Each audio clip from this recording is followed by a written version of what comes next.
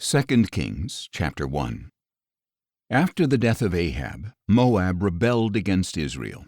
Now Ahaziah had fallen through the lattice of his upper room in Samaria and injured himself. So he sent messengers and instructed them, "Go inquire of Baal-zebub, the god of Ekron, whether I will recover from this injury." But the angel of the Lord said to Elijah the Tishbite, "Go up to meet the messengers of the king of Samaria, and ask them, 'Is it because there is no God in Israel that you are on your way to inquire of Baal-zebub, the god of Ekron? Therefore this is what the Lord says, You will not get up from the bed on which you are lying, you will surely die.'" So Elijah departed. When the messengers returned to the king, he asked them, "Why have you returned?" They replied, "A man came up to meet us and said, 'Go back to the king who sent you and tell him that this is what the Lord says. Is it because there is no God in Israel that you are sending these men to inquire of Baal-zebub, the god of Ekron? Therefore you will not get up from the bed on which you are lying, you will surely die.'" The king asked them, "What sort of man came up to meet you and spoke these words to you?" "He was a hairy man," they answered, "with a leather belt around his waist." "It was Elijah the Tishbite," said the king. Then King Ahaziah sent to Elijah a captain with his company of 50 men. So the captain went up to Elijah, who was sitting on top of a hill, and said to him, "Man of God, the king declares, 'Come down.'" Elijah answered the captain, "If I am a man of God, may fire come down from heaven and consume you and your 50 men." And fire came down from heaven and consumed the captain and his 50 men. So the king sent to Elijah another captain with his 50 men. And the captain said to Elijah, "Man of God, the king declares, 'Come down at once.'" Again Elijah replied, "If I am a man of God, may fire come down from heaven and consume you and your 50 men." And the fire of God came down from heaven and consumed the captain and his 50 men. So the king sent a third captain with his 50 men. And the third captain went up, fell on his knees before Elijah, and begged him, "Man of God, may my life and the lives of these 50 servants please be precious in your sight. Behold, fire has come down from heaven and consumed the first 2 captains of 50 with all their men. But now may my life be precious in your sight." Then the angel of the Lord said to Elijah, "Go down with him, do not be afraid of him." So Elijah got up and went down with him to the king. And Elijah said to King Ahaziah, "This is what the Lord says, Is there really no God in Israel for you to inquire of his word? Is that why you have sent messengers to inquire of Baal-zebub, the god of Ekron? Therefore you will not get up from the bed on which you are lying, you will surely die." So Ahaziah died according to the word of the Lord that Elijah had spoken. And since he had no son, Jehoram succeeded him in the 2nd year of the reign of Jehoram son of Jehoshaphat over Judah. As for the rest of the acts of Ahaziah, along with his accomplishments, are they not written in the book of the Chronicles of the Kings of Israel? 2 Kings chapter 2. Shortly before the Lord took Elijah up to heaven in a whirlwind, Elijah and Elisha were on their way from Gilgal. And Elijah said to Elisha, "Please stay here, for the Lord has sent me on to Bethel." But Elisha replied, "As surely as the Lord lives and as you yourself live, I will not leave you." So they went down to Bethel. Then the sons of the prophets at Bethel came out to Elisha and said, "Do you know that the Lord will take your master away from you today?" "Yes, I know," he replied. "Do not speak of it." And Elijah said to Elisha, "Please stay here, for the Lord has sent me on to Jericho." But Elisha replied, "As surely as the Lord lives and as you yourself live, I will not leave you." So they went to Jericho. Then the sons of the prophets at Jericho came up to Elisha and said, "Do you know that the Lord will take your master away from you today?" "Yes, I know," he replied. "Do not speak of it." And Elijah said to Elisha, "Please stay here, for the Lord has sent me on to the Jordan." But Elisha replied, "As surely as the Lord lives and as you yourself live, I will not leave you." So the 2 of them went on. Then a company of 50 of the sons of the prophets went and stood at a distance, facing Elijah and Elisha as the 2 of them stood by the Jordan. And Elijah took his cloak, rolled it up, and struck the waters, which parted to the right and to the left, so that the 2 of them crossed over on dry ground. After they had crossed over, Elijah said to Elisha, "Tell me, what can I do for you before I am taken away from you?" "Please let me inherit a double portion of your spirit," Elisha replied. "You have requested a difficult thing," said Elijah. "Nevertheless, if you see me as I am taken from you, it will be yours, but if not, then it will not be so." As they were walking along and talking together, suddenly a chariot of fire with horses of fire appeared and separated the two of them, and Elijah went up into heaven in a whirlwind. As Elisha watched, he cried out, my father, the chariots and horsemen of Israel!" And he saw Elijah no more. So taking hold of his own clothes, he tore them in two. Elisha also picked up the cloak that had fallen from Elijah, and he went back and stood on the bank of the Jordan. Then he took the cloak of Elijah that had fallen from him and struck the waters. "Where now is the Lord, the God of Elijah?" he asked. And when he had struck the waters, they parted to the right and to the left, and Elisha crossed over. When the sons of the prophets who were facing him from Jericho saw what had happened, they said, "The spirit of Elijah rests on Elisha." And they went to meet him and bowed down to the ground before him. "Look now," they said to Elisha, "we, your servants, have 50 valiant men. Please let them go and search for your master. Perhaps the Spirit of the Lord has taken him up and put him on one of the mountains or in one of the valleys." "Do not send them," Elisha replied. But when they pressed him to the point of embarrassment, he said, "Send them." And they sent 50 men who searched for 3 days, but did not find Elijah. When they returned to Elisha, who was staying in Jericho, he said to them, "Didn't I tell you not to go?" Then the men of the city said to Elisha, "Please note, our lord, that the city's location is good, as you can see, but the water is bad and the land is unfruitful." "Bring me a new bowl," he replied, "and put some salt in it."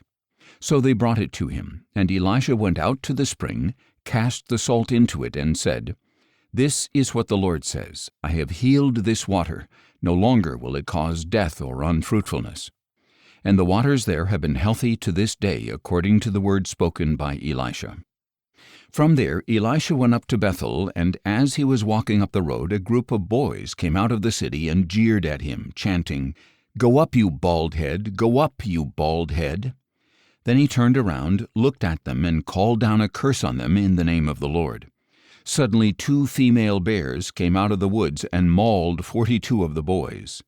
And Elisha went on to Mount Carmel, and from there he returned to Samaria. 2 Kings chapter 3.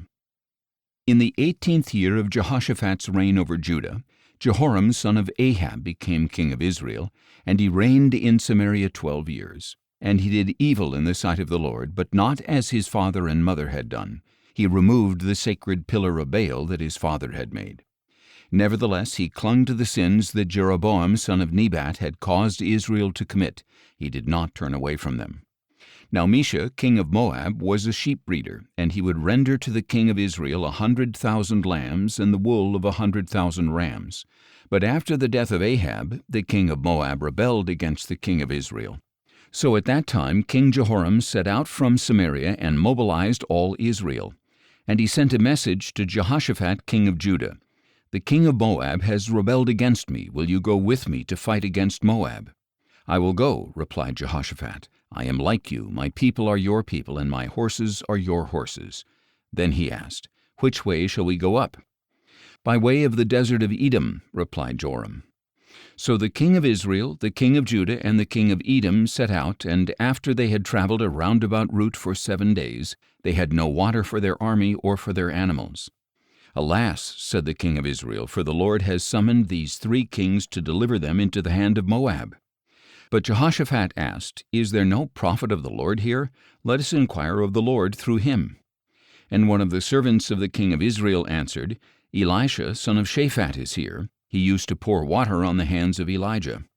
Jehoshaphat affirmed, "The word of the Lord is with him." So the king of Israel and Jehoshaphat and the king of Edom went down to him. Elisha, however, said to the king of Israel, "What have we to do with each other? Go to the prophets of your father and of your mother." "No," replied the king of Israel, "for it is the Lord who has summoned these 3 kings to deliver them into the hand of Moab." Then Elisha said, "As surely as the Lord of hosts lives, before whom I stand, were it not for my regard for the presence of Jehoshaphat king of Judah, I would not look at you or acknowledge you. But now, Bring me a harpist." And while the harpist played, the hand of the Lord came upon Elisha, and he said, "This is what the Lord says, dig this valley full of ditches. For the Lord says, you will not see wind or rain, but the valley will be filled with water, and you will drink, you and your cattle and your animals.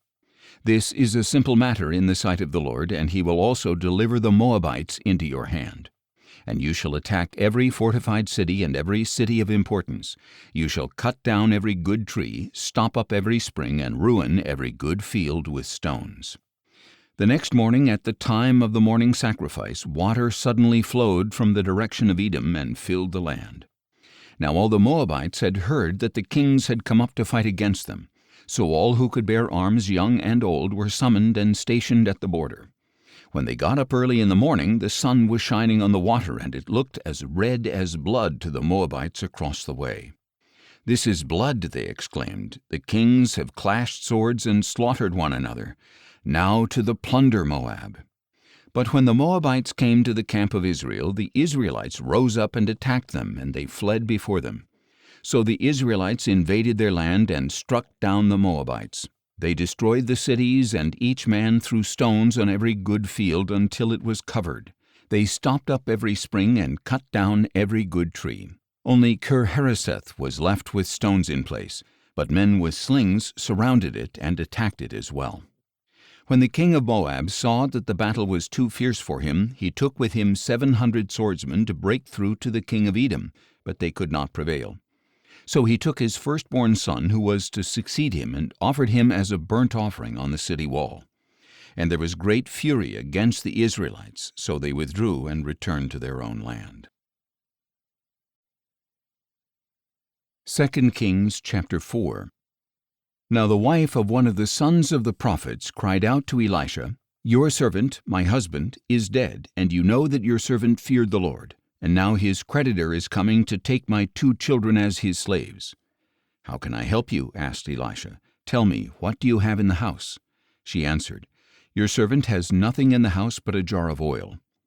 "Go," said Elisha, "borrow jars, even empty ones, from all your neighbors.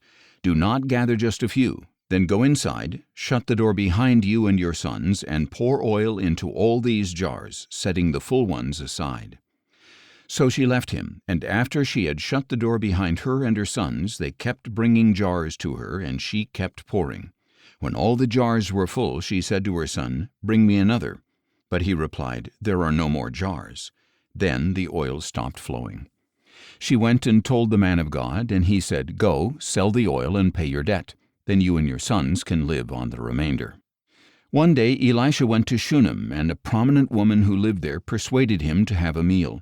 So whenever he would pass by, he would stop there to eat. Then the woman said to her husband, "Behold, now I know that the one who often comes our way is a holy man of God. Please let us make a small room upstairs, and put in it a bed, a table, a chair, and a lamp for him. Then when he comes to us, he can stay there." One day Elisha came to visit, and went to his upper room to lie down. And he said to Gehazi his servant, "Call the Shunammite woman." And when he had called her, she stood before him. And Elisha said to Gehazi, "Now tell her, look, you have gone to all this trouble for us. What can we do for you? Can we speak on your behalf to the king or the commander of the army?" "I have a home among my own people," she replied. So he asked, "Then what should be done for her?" "Well, she has no son," Gehazi replied, "and her husband is old." "Call her," said Elisha. So Gehazi called her, and she stood in the doorway. And Elisha declared, "At this time next year you will hold a son in your arms." "No, my lord," she said, "do not lie to your maidservant, O man of God." But the woman did conceive, and at that time the next year she gave birth to a son, just as Elisha had told her. And the child grew, and one day he went out to his father, who was with the harvesters. My head," he complained to his father. So his father told a servant, "Carry him to his mother." After the servant had picked him up and carried him to his mother, the boy sat on her lap until noon, and then he died. And she went up and laid him on the bed of the man of God. Then she shut the door and went out. And the woman called her husband and said, "Please send me one of the servants and one of the donkeys, that I may go quickly to the man of God and return." "Why would you go to him today?" he replied. "It is not a new moon or a Sabbath." "Everything is all right," she said. Then she saddled the donkey and told her servant, "Drive onward, do not slow the pace for me unless I tell you." So she set out and went to the man of God at Mount Carmel. When the man of God saw her at a distance, he said to his servant Gehazi, "Look, there is the Shunammite woman. Please run out now to meet her and ask, 'Are you all right? Is your husband all right? Is your child all right?'" And she answered, "Everything is all right." When she reached the man of God at the mountain, she clung to his feet. Gehazi came over to push her away, but the man of God said, "Leave her alone, for her soul is in deep distress, and the Lord has hidden it from me and has not told me." Then she said, "Did I ask you for a son, my lord? Didn't I say, 'Do not deceive me'?" So Elisha said to Gehazi, "Tie up your garment, take my staff in your hand, and go. If you meet anyone, do not greet him, and if anyone greets you, do not answer him. Then lay my staff on the boy's face." And the mother of the boy said, "As surely as the Lord lives and as you yourself live, I will not leave you." So he got up and followed her. Gehazi went on ahead of them and laid the staff on the boy's face, but there was no sound or response. So he went back to meet Elisha and told him, "The boy has not awakened." When Elisha reached the house, there was the boy lying dead on his bed. So he went in, closed the door behind the two of them, and prayed to the Lord. Then Elisha got on the bed and lay on the boy, mouth to mouth, eye to eye, and hand to hand. As he stretched himself out over him, the boy's body became warm. Elisha turned away and paced back and forth across the room. Then he got on the bed and stretched himself out over the boy again, and the boy sneezed 7 times and opened his eyes. Elisha summoned Gehazi and said, "Call the Shunammite woman." So he called her, and she came. Then Elisha said, "Pick up your son." She came in, fell at his feet, and bowed to the ground. Then she picked up her son and went out. When Elisha returned to Gilgal, there was a famine in the land. As the sons of the prophets were sitting at his feet, he said to his attendant, "Put on the large pot and boil some stew for the sons of the prophets." One of them went out to the field to gather herbs, and he found a wild vine from which he gathered as many wild gourds as his garment could hold. Then he came back and cut them up into the pot of stew, though no one knew what they were. And they poured it out for the men to eat, but when they tasted the stew, they cried out, "There is death in the pot, O man of God," and they could not eat it. Then Elisha said, "Get some flour." He threw it into the pot and said, "Pour it out for the people to eat," and there was nothing harmful in the pot. Now a man from Baal-Shalisha came to the man of God with a sack of 20 loaves of barley bread from the first ripe grain. "Give it to the people to eat," said Elisha. But his servant asked, "How am I to set 20 loaves before 100 men?" "Give it to the people to eat," said Elisha, "for this is what the Lord says, they will eat and have some left over." So he set it before them, and they ate and had some left over, according to the word of the Lord. 2 Kings chapter 5. Now Naaman, the commander of the army of the king of Aram, was a great man in his master's sight and highly regarded, for through him the Lord had given victory to Aram. And he was a mighty man of valor, but he was a leper. At this time the Arameans had gone out in bands and had taken a young girl from the land of Israel, and she was serving Naaman's wife. She said to her mistress, "If only my master would go to the prophet who is in Samaria, he would cure him of his leprosy." And Naaman went and told his master what the girl from the land of Israel had said. "Go now," said the king of Aram, "and I will send you with a letter to the king of Israel." So Naaman departed, taking with him 10 talents of silver, 6,000 shekels of gold, and 10 sets of clothing. And the letter that he took to the king of Israel stated, "With this letter I am sending my servant Naaman, so that you may cure him of his leprosy." When the king of Israel read the letter, he tore his clothes and asked, "Am I God, killing and giving life, that this man expects me to cure a leper? Surely you can see that he is seeking a quarrel with me." Now when Elisha the man of God heard that the king of Israel had torn his clothes, he sent a message to the king. "Why have you torn your clothes? Please let the man come to me, and he will know that there is a prophet in Israel." So Naaman came with his horses and chariots and stood at the door of Elisha's house. Then Elisha sent him a messenger who said, "Go and wash yourself 7 times in the Jordan, and your flesh will be restored, and you will be clean." But Naaman went away angry, saying, "I thought that he would surely come out, stand and call on the name of the Lord his God, and wave his hand over the spot to cure my leprosy. Are not the Abana and Pharpar, the rivers of Damascus, better than all the waters of Israel? Could I not have washed in them and been cleansed?" So he turned and went away in a rage. Naaman's servants, however, approached him and said, "My father, if the prophet had told you to do some great thing, would you not have done it? How much more then, when he tells you, 'Wash and be cleansed'?" So Naaman went down and dipped himself in the Jordan 7 times, according to the word of the man of God, and his flesh was restored and became like that of a little child, and he was clean. Then Naaman and all his attendants went back to the man of God, stood before him, and declared, "Now I know for sure that there is no God in all the earth except in Israel, so please accept a gift from your servant." But Elisha replied, "As surely as the Lord lives, before whom I stand, I will not accept it." And although Naaman urged him to accept it, he refused. "If you will not," said Naaman, "please let me, your servant, be given as much soil as a pair of mules can carry, for your servant will never again make a burnt offering or a sacrifice to any other god but the Lord. Yet may the Lord forgive your servant this one thing. When my master goes into the temple of Rimmon to worship there, and he leans on my arm, and I bow down in the temple of Rimmon, may the Lord forgive your servant in this matter." "Go in peace," said Elisha. But after Naaman had traveled a short distance, Gehazi, the servant of Elisha, the man of God, said, "Look, my master has spared this Aramean, Naaman, while not accepting what he brought. As surely as the Lord lives, I will run after him and get something from him." So Gehazi pursued Naaman, and when Naaman saw him running toward him, he got down from the chariot to meet him and asked, "Is everything all right?" "Everything is all right," Gehazi replied. "My master has sent me to say, I have just now discovered that 2 young men from the sons of the prophets have come to me from the hill country of Ephraim. Please give them a talent of silver and 2 sets of clothing." But Naaman insisted, "Please take 2 talents," and he urged Gehazi to accept them. Then he tied up 2 talents of silver in 2 bags along with 2 sets of clothing, and gave them to 2 of his servants who carried them ahead of Gehazi.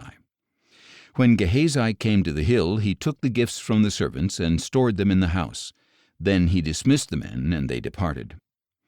When Gehazi went in and stood before his master, Elisha asked him, "Gehazi, where have you been?"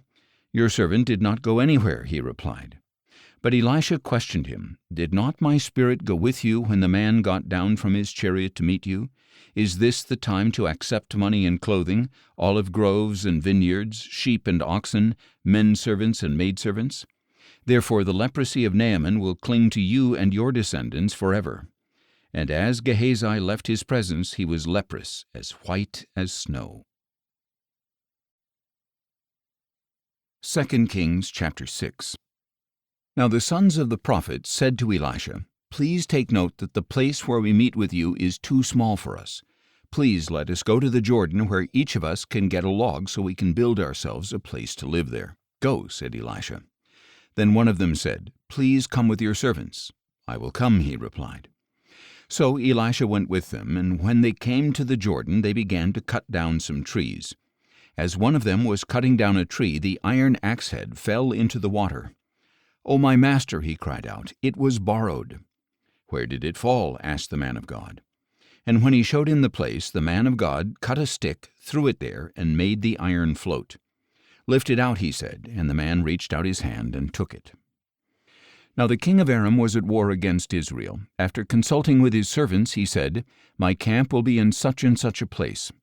Then the man of God sent word to the king of Israel, "Be careful passing by this place, for the Arameans are going down there." So the king of Israel sent word to the place the man of God had pointed out. Time and again Elisha warned the king so that he was on his guard in such places.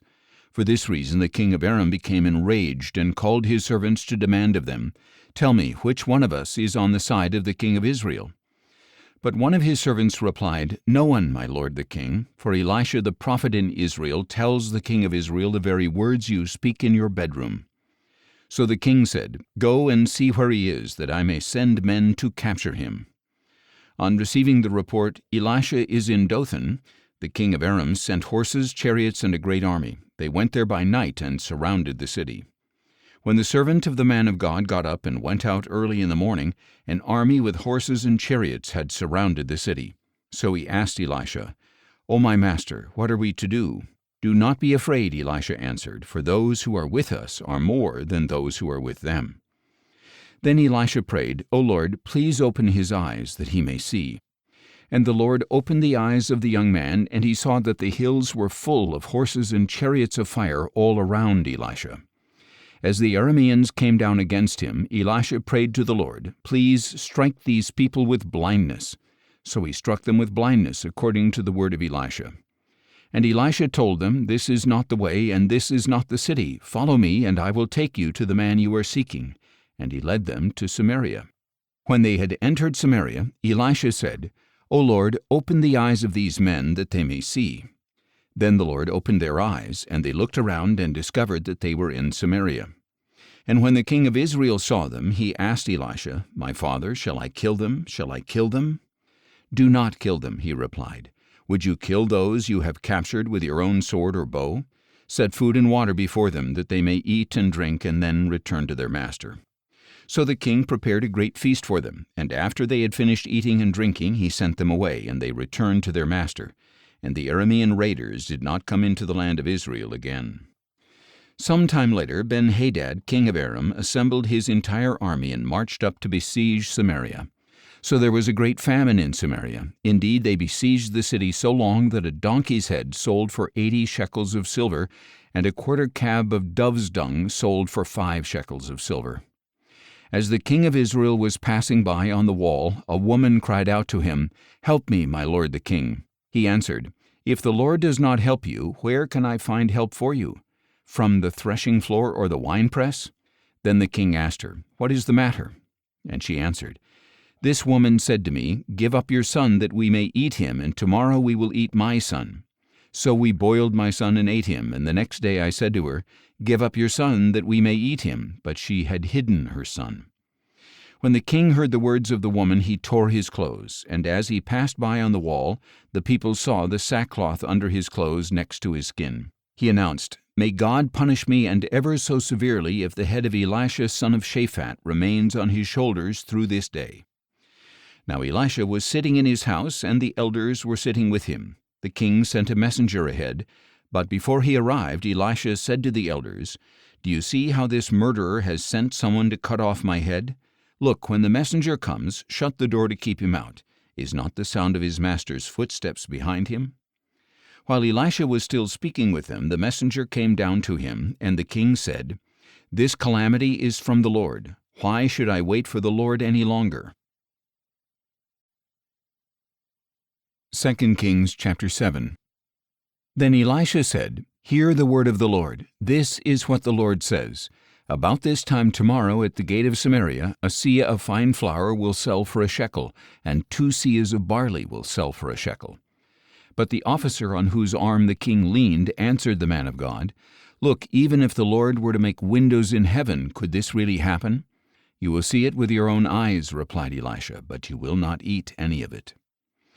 Now there were 4 men with leprosy at the entrance of the city gate, and they said to one another, "Why just sit here until we die? If we say, 'Let us go into the city,' we will die there from the famine in the city, but if we sit here, we will also die. So come now, let us go over to the camp of the Arameans. If they let us live, we will live. If they kill us, we will die." So they arose at twilight and went to the camp of the Arameans. But when they came to the outskirts of the camp, there was not a man to be found. For the Lord had caused the Arameans to hear the sound of chariots, horses, and a great army, so that they said to one another, "Look, the king of Israel must have hired the kings of the Hittites and Egyptians to attack us." Thus the Arameans had arisen and fled at twilight, abandoning their tents and horses and donkeys. The camp was intact, and they had run for their lives. When the lepers reached the edge of the camp, they went into a tent to eat and drink. Then they carried off the silver, gold, and clothing, and went and hid them. On returning, they entered another tent, carried off some items from there, and hid them. Finally they said to one another, We are not doing what is right. Today is a day of good news. If we are silent and wait until morning light, our sin will overtake us. Now therefore let us go and tell the king's household." So they went and called out to the gatekeepers of the city, saying, "We went to the Aramean camp, and no one was there, not a trace, only tethered horses and donkeys, and the tents were intact." The gatekeepers shouted the news, and it was reported to the king's household. So the king got up in the night and said to his servants, "Let me tell you what the Arameans have done to us. They know we are starving, so they have left the camp to hide in the field, thinking, 'When they come out of the city, we will take them alive and enter the city.'" But one of his servants replied, "Please have scouts take 5 of the horses that remain in the city. Their plight will be no worse than all the Israelites who are left here. You can see that all the Israelites here are doomed, so let us send them and find out." Then the scouts took 2 chariots with horses, and the king sent them after the Aramean army, saying, "Go and see." And they tracked them as far as the Jordan, and indeed the whole way was littered with the clothing and equipment the Arameans had thrown off in haste. So the scouts returned and told the king. Then the people went out and plundered the camp of the Arameans. It was then that a seah of fine flour sold for a shekel, and 2 seahs of barley sold for a shekel, according to the word of the Lord. Now the king had appointed the officer on whose arm he leaned to be in charge of the gate, but the people trampled him in the gateway, and he died, just as the man of God had foretold when the king had come to him. It happened just as the man of God had told the king. About this time tomorrow at the gate of Samaria 2 seahs of barley will sell for a shekel, and a seah of fine flour will sell for a shekel. And the officer had answered the man of God, "Look, even if the Lord were to make windows in heaven, could this really happen?" So Elisha had replied, "You will see it with your own eyes, but you will not eat any of it." And that is just what happened to him. The people trampled him in the gateway, and he died. 2 Kings chapter 8.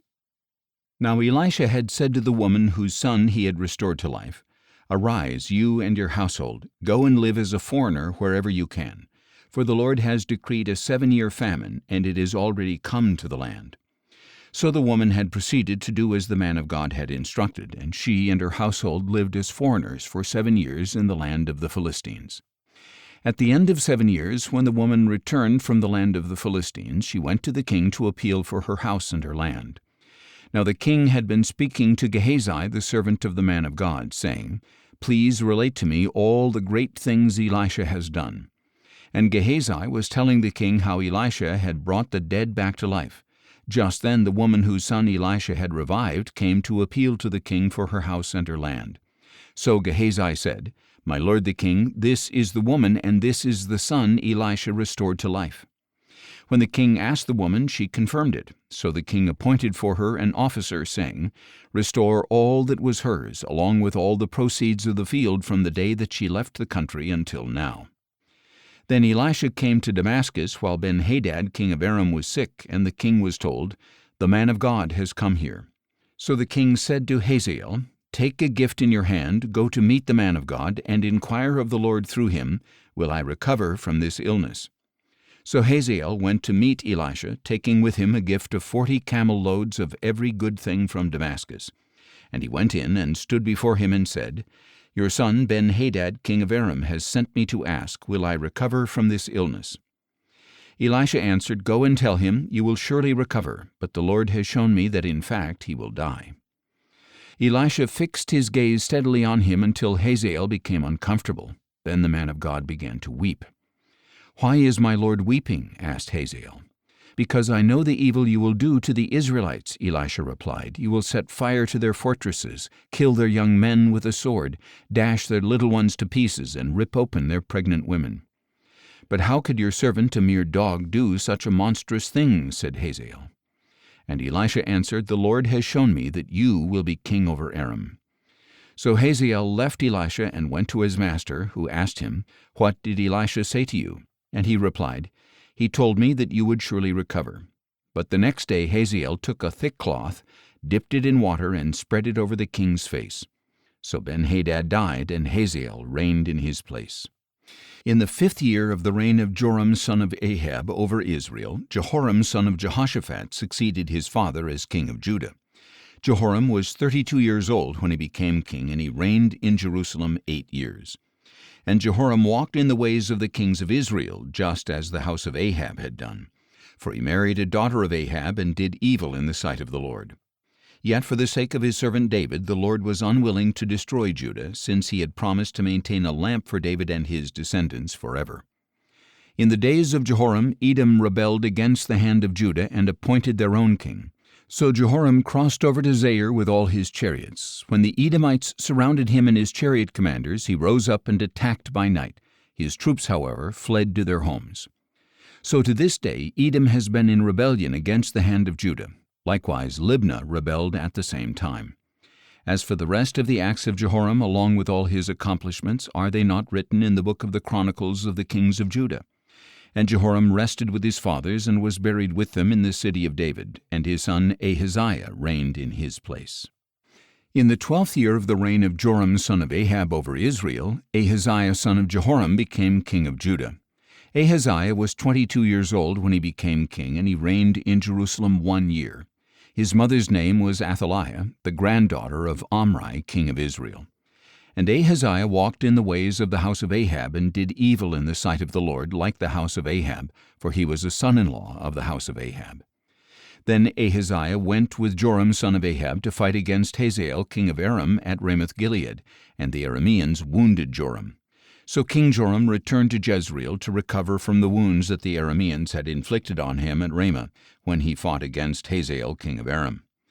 Then Ahaziah son of Jehoram king of Judah went down to Jezreel to visit Joram son of Ahab, because Joram had been wounded. 2 Kings chapter 9. Now Elisha the prophet summoned one of the sons of the prophets, and said to him, Tuck your cloak under your belt, take this flask of oil, and go to Ramoth-Gilead. When you arrive, look for Jehu son of Jehoshaphat the son of Nimshi. Go in, get him away from his companions, and take him to an inner room. Then take the flask of oil, pour it on his head, and declare, This is what the Lord says, I anoint you king over Israel. Then open the door and run. Do not delay.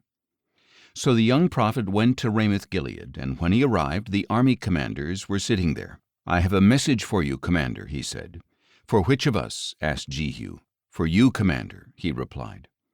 So Jehu got up and went into the house where the young prophet poured the oil on his head and declared, This is what the Lord, the God of Israel, says, I anoint you king over the Lord's people Israel, and you are to strike down the house of your master Ahab, so that I may avenge the blood of my servants the prophets and the blood of all the servants of the Lord shed by the hand of Jezebel. The whole house of Ahab will perish, and I will cut off from Ahab every male, both slave and free, in Israel.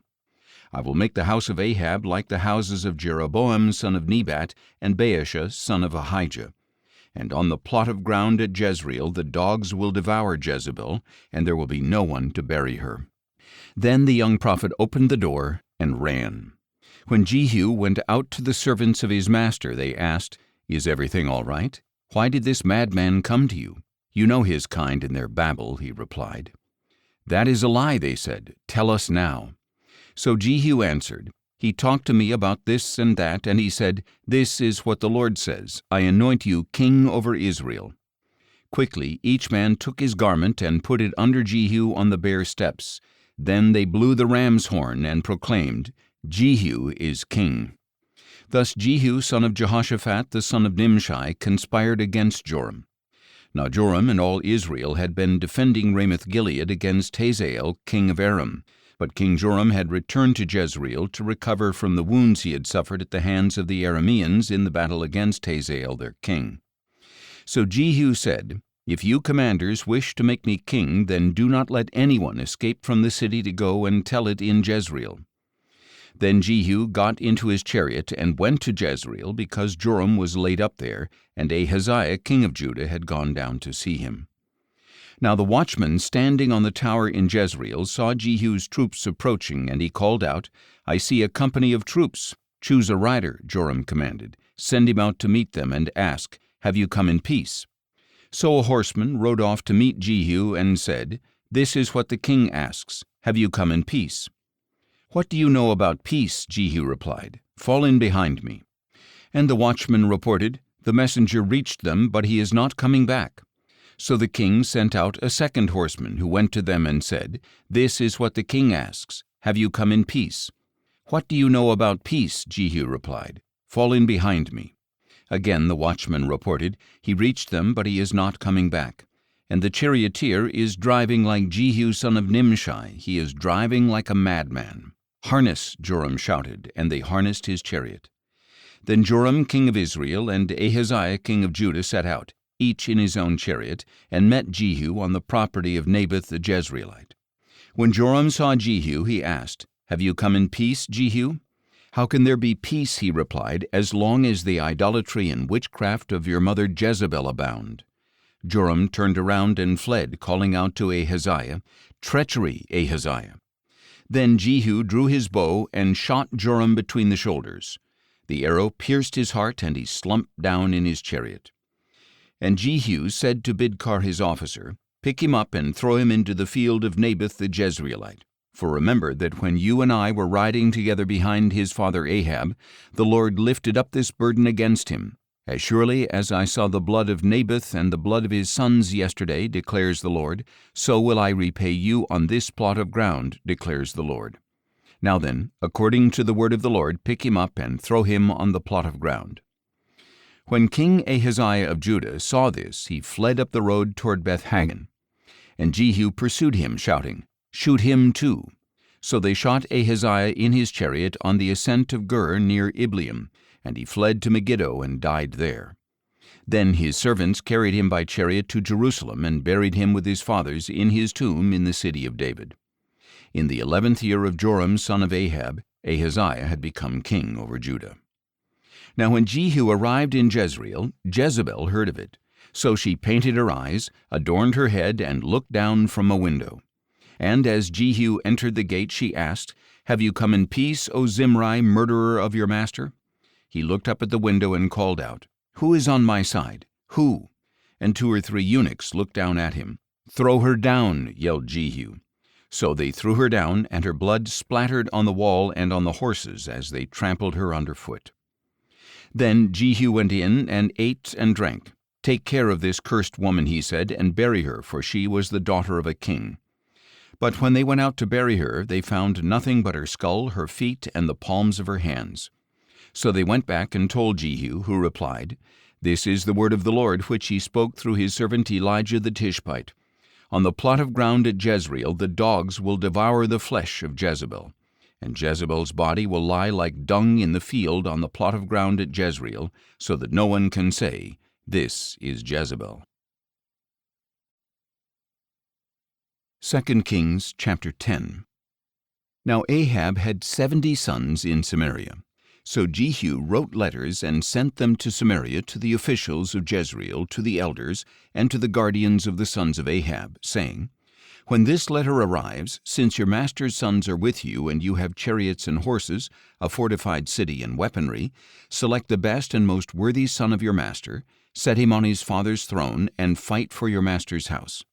But they were terrified and reasoned, "If 2 kings could not stand against him, how can we?" So the palace administrator, the overseer of the city, the elders, and the guardians sent a message to Jehu, "We are your servants, and we will do whatever you say. We will not make anyone king. Do whatever is good in your sight." Then Jehu wrote them a second letter and said, "If you are on my side, and if you will obey me, then bring the heads of your master's sons to me at Jezreel by this time tomorrow." Now the sons of the king, 70 in all, were being brought up by the leading men of the city. And when the letter arrived, they took the sons of the king and slaughtered all 70 of them. They put their heads in baskets and sent them to Jehu at Jezreel. When the messenger arrived, he told Jehu, "They have brought the heads of the sons of the king." And Jehu ordered, "Pile them in 2 heaps at the entrance of the gate until morning." The next morning Jehu went out and stood before all the people and said, "You are innocent. It was I who conspired against my master and killed him. But who killed all these? Know then that not a word the Lord has spoken against the house of Ahab will fail, for the Lord has done what he promised through his servant Elijah." So Jehu killed everyone in Jezreel who remained of the house of Ahab, as well as all his great men and close friends and priests, leaving him without a single survivor. Then Jehu set out toward Samaria. At Beth-Eked of the shepherds, Jehu met some relatives of Ahaziah king of Judah and asked, "Who are you?" "We are relatives of Ahaziah," they answered, "and we have come down to greet the sons of the king and of the queen mother." Then Jehu ordered, "Take them alive." So his men took them alive, then slaughtered them at the well of Beth-Eked, 42 men. He spared none of them.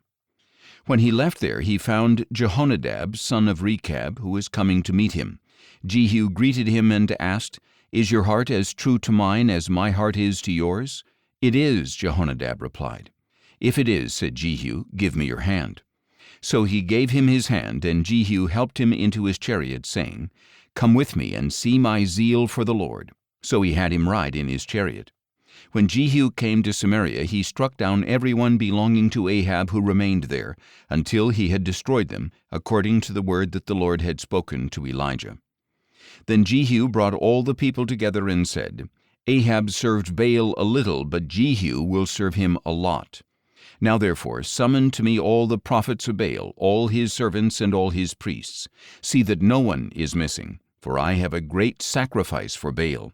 Whoever is missing will not live." But Jehu was acting deceptively in order to destroy the servants of Baal. And Jehu commanded, "Proclaim a solemn assembly for Baal." So they announced it. Then Jehu sent word throughout Israel, and all the servants of Baal came. There was not a man who failed to show. They entered the temple of Baal, and it was filled from end to end. And Jehu said to the keeper of the wardrobe, "Bring out garments for all the servants of Baal." So he brought out garments for them. Next Jehu and Jehonadab son of Rechab entered the temple of Baal, and Jehu said to the servants of Baal, "Look around to see that there are no servants of the Lord here among you, only servants of Baal." And they went in to offer sacrifices and burnt offerings. Now Jehu had stationed 80 men outside and warned them, "If anyone allows one of the men I am delivering into your hands to escape, he will forfeit his life for theirs." When he had finished making the burnt offering, Jehu said to the guards and officers, "Go in and kill them, do not let anyone out." So the guards and officers put them to the sword, threw the bodies out, and went into the inner room of the temple of Baal. They brought out the sacred pillar of the temple of Baal and burned it. They also demolished the sacred pillar of Baal. Then they tore down the temple of Baal and made it into a latrine, which it is to this day. Thus Jehu eradicated Baal from Israel, but he did not turn away from the sins that Jeroboam son of Nebat had caused Israel to commit, the worship of the golden calves at Bethel and Dan. Nevertheless the Lord said to Jehu, "Because you have done well in carrying out what is right in my sight, and have done to the house of Ahab all that was in my heart, 4 generations of your sons will sit on the throne of Israel." Yet Jehu was not careful to follow the instruction of the Lord, the God of Israel, with all his heart. He did not turn away from the sins that Jeroboam had caused Israel to commit. In those days the Lord began to reduce the size of Israel. Hazael defeated the Israelites throughout their territory from the Jordan eastward through all the land of Gilead, the region of Gad, Reuben, and Manasseh, and from Aroer by the Arnon Valley through Gilead to Bashan. As for the rest of the acts of Jehu, along with all his accomplishments and all his might, are they not written in the book of the Chronicles of the kings of Israel? And Jehu rested with his fathers and was buried in Samaria. And his son Jehoahaz reigned in his place. So the duration of Jehu's reign over Israel in Samaria was 28 years. 2 Kings chapter 11. When Athaliah, the mother of Ahaziah, saw that her son was dead, she proceeded to annihilate all the royal heirs. But Jehosheba, daughter of King Joram, the sister of Ahaziah, took Joash, son of Ahaziah, and stole him away from among the sons of the king who were being murdered. She put him and his nurse in a bedroom to hide him from Athaliah, and he was not killed. And Joash remained hidden with his nurse in the house of the Lord for 6 years, while Athaliah ruled the land. Then in the 7th year, Jehoiada sent for the commanders of hundreds, the Kerites, and the guards, and had them brought into the house of the Lord. There he made a covenant with them and put them under oath. He showed them the king's son and commanded them, "This is what you are to do. A third of you who come on duty on the Sabbath shall guard the royal palace. A third shall be at the gate of Souer, and a third at the gate behind the guards. You are to take turns guarding the temple. The 2 divisions that would go off duty on the Sabbath are to guard the house of the Lord for the king. You must surround the king with weapons in hand, and anyone who approaches the ranks must be put to death. You must stay close to the king wherever he goes." So the commanders of hundreds did everything that Jehoiada the priest had ordered.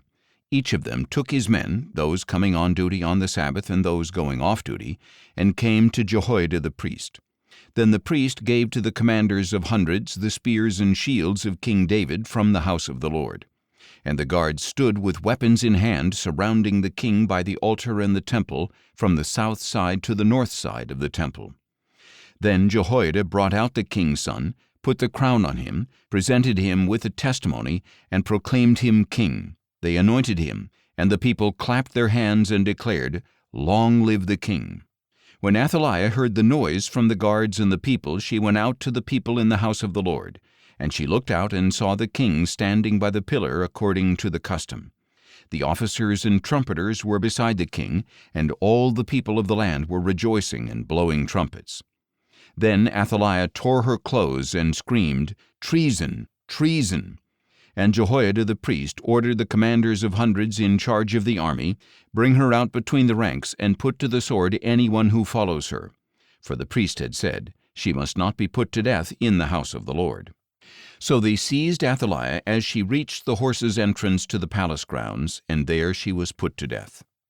Then Jehoiada made a covenant between the Lord and the king and the people, that they would be the Lord's people. He also made a covenant between the king and the people. So all the people of the land went to the temple of Baal and tore it down. They smashed the altars and idols to pieces, and they killed Mattan the priest of Baal in front of the altars. And Jehoiada the priest posted guards for the house of the Lord. He took with him the commanders of hundreds, the Kerites, the guards, and all the people of the land, and they brought the king down from the house of the Lord and entered the royal palace by way of the gate of the guards. Then Joash took his seat on the royal throne, and all the people of the land rejoiced, and the city was quiet because Athaliah had been put to the sword at the royal palace. Joash was 7 years old when he became king. 2 Kings chapter 12. In the 7th year of Jehu, Joash became king, and he reigned in Jerusalem 40 years. His mother's name was Zibiah. She was from Beersheba. And Joash did what was right in the eyes of the Lord all the days he was instructed by Jehoiada the priest. Nevertheless, the high places were not removed. The people continued sacrificing and burning incense there. Then Joash said to the priests, "Collect all the money brought as sacred gifts into the house of the Lord, the census money, the money from vows, and the money brought voluntarily into the house of the Lord. Let every priest receive it from his constituency, and let it be used to repair any damage found in the temple." By the 23rd year of the reign of Joash, however, the priests had not yet repaired the damage to the temple. So King Joash called Jehoiada and the other priests and said, "Why have you not repaired the damage to the temple? Now therefore, take no more money from your constituency, but hand it over for the repair of the temple." So the priests agreed that they would not receive money from the people, and that they would not repair the temple themselves. Then Jehoiada the priest took a chest, bored a hole in its lid, and set it beside the altar on the right side as one enters the house of the Lord. There the priests who guarded the threshold put all the money brought into the house of the Lord. Whenever they saw that there was a large amount of money in the chest, the royal scribe and the high priest would go up, count the money brought into the house of the Lord, and tie it up in bags. Then they would put the counted money into the hands of those who supervised the work on the house of the Lord, who in turn would pay those doing the work, the carpenters, builders, masons, and stonecutters. They also purchased timber and dressed stone to repair the damage to the house of the Lord, and they paid the other expenses of the temple repairs. However, the money brought into the house of the Lord was not used for making silver basins, wick trimmers, sprinkling bowls, trumpets, or any articles of gold or silver for the house of the Lord. Instead, it was paid to those doing the work, and with it they repaired the house of the Lord. No accounting was required from the men who received the money to pay the workmen, because they acted with integrity. The money from the guilt offerings and sin offerings was not brought into the house of the Lord. It belonged to the priests. At that time, Hazael, king of Aram, marched up and fought against Gath and captured it. Then he decided to attack Jerusalem. So King Joash of Judah took all the sacred objects dedicated by his fathers, Jehoshaphat, Jehoram, and Ahaziah, the kings of Judah, along with his own consecrated items and all the gold found in the treasuries of the house of the Lord and the royal palace, and he sent them to Hazael, king of Aram. So Hazael withdrew from Jerusalem. As for the rest of the acts of Joash, along with all his accomplishments, are they not written in the book of the Chronicles of the kings of Judah? And the servants of Joash rose up and formed a conspiracy and killed him at Beth-Millo on the road down to Silla. His servants Jozabad son of Shimeath and Jehozabad son of Shomer struck him down, and he died. And they buried him with his fathers in the city of David, and his son Amaziah reigned in his place. 2 Kings chapter 13. In the 23rd year of the reign of Joash son of Ahaziah over Judah, Jehoahaz son of Jehu became king of Israel, and he reigned in Samaria 17 years.